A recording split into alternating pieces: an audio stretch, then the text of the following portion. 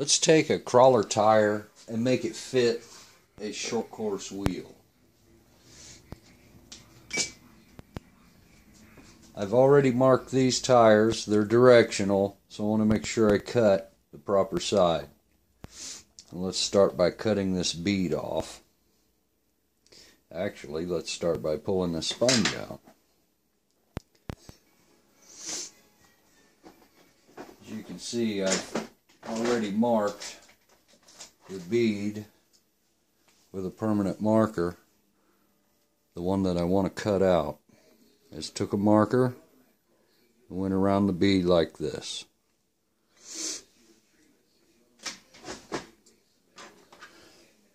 So the crawler tires are, this is a 2.2, so it measures 2.2 on both sides.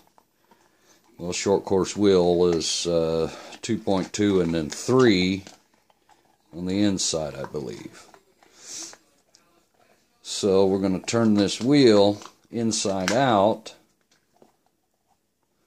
and find where we marked. It'd be this side here. Let's commence to cutting this bead off.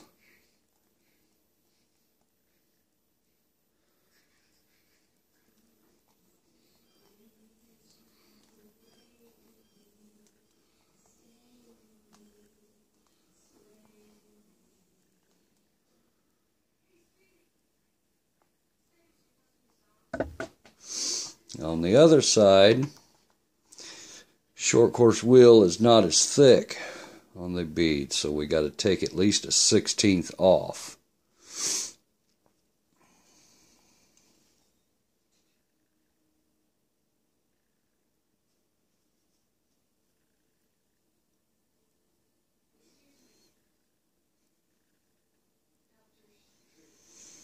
Just try and make it as even as possible.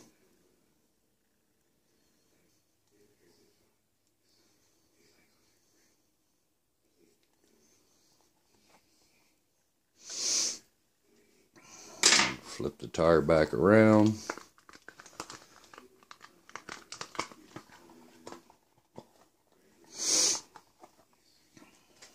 Put the sponge back in.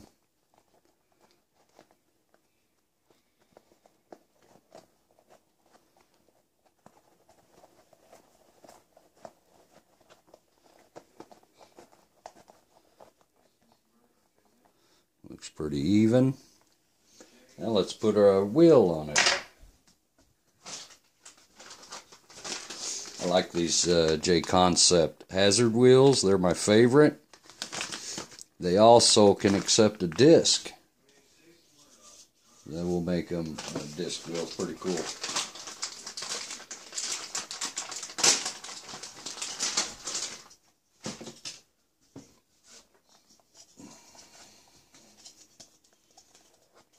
It's going to be a nice tight fit.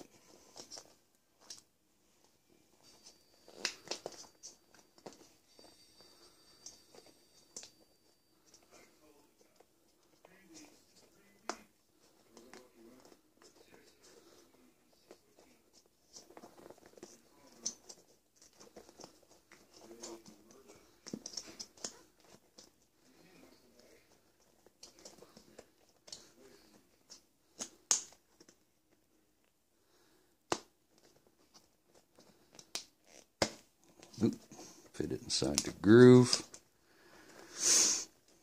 Very tight fit. Check for inside the bead for gluing later.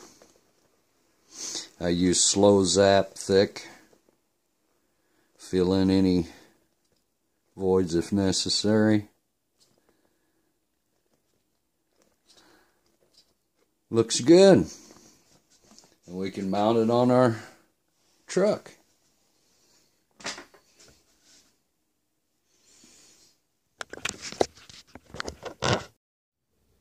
This is how I'm going to make my 12mm adapter for the HB p1001 using an 11/32 deep well socket.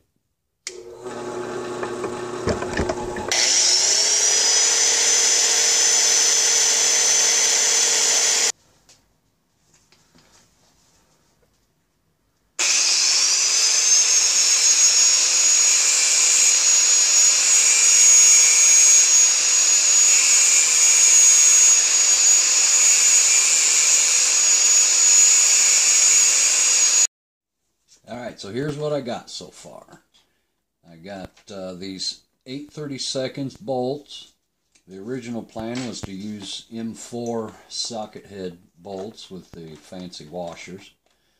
But I'm an impatient hobbyist, so this is why I've done it with the sockets and these bolts. They're easily acquired.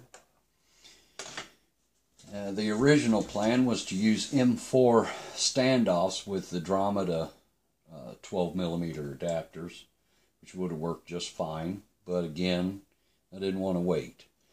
So you can see here, this is the rear, this is the front. I had to cut off an 1/8 inch of the socket to fit the front. And the slower and the more patience I had cutting this, it turned out rather nice. This 1/8 inch bit with this 8/32 is so tight that once I get this in there, it won't come out. I mean, you have to force it out. So the other side I used Loctite, which is absolutely unnecessary.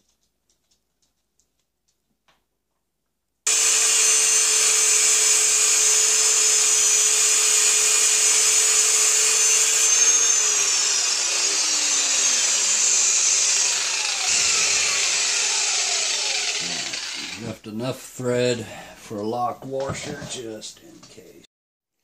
Alright, in order to drill the right side of this car, I'm going to run the car in reverse. The left side, I ran it forward. The reason why I'm doing this is so that that drill will be as straight as possible. So, flip the car on.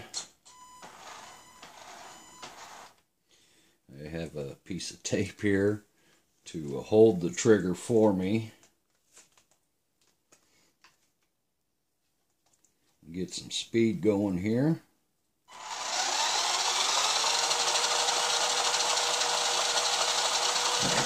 Get the 1/8 inch drill bit.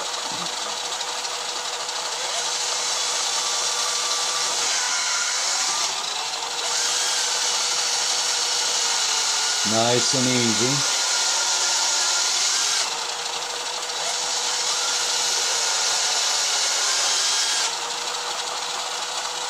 Got a paper clip here to see how far I've drilled in. It's not very far on the rear. That's about it. You're going to hit the axle. Yeah, alright, we're at the axle. Okay, undo all that.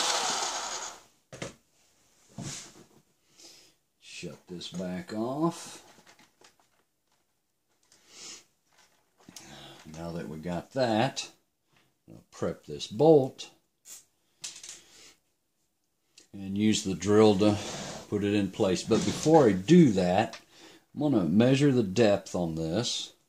It's different than the front. It's not as deep. The reason why I'm doing this is because there has to be some slop here. And I don't want the bolt, or all thread, whatever, going in and touching that. I want it to be a little less. Alright.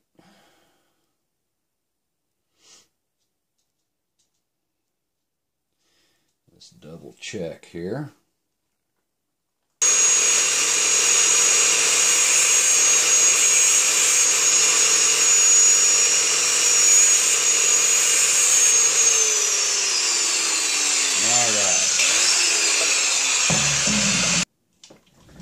Let's put our all thread now into the drill here. Make sure it's nice and straight.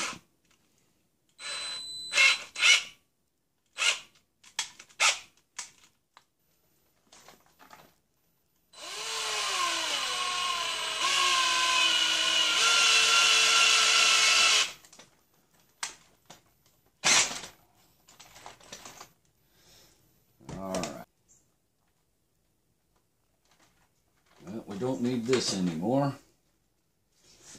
Get our right rear and our rear thingy now. Pretty cool. A little more bling. I'm hoping this will kind of add a little more weight to these wheels for, you know, when you're crawling, give you a little more traction.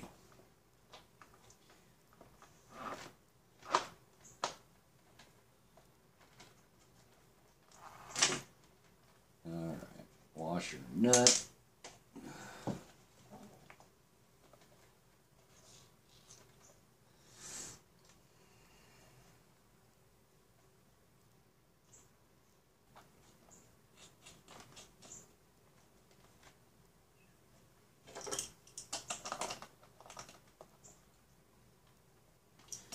Just hand snug, not too much.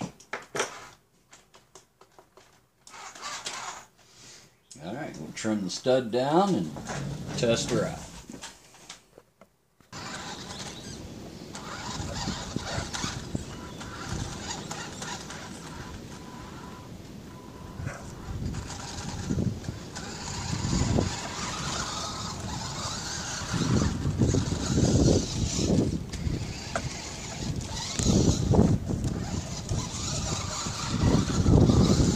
I think we need a bath now.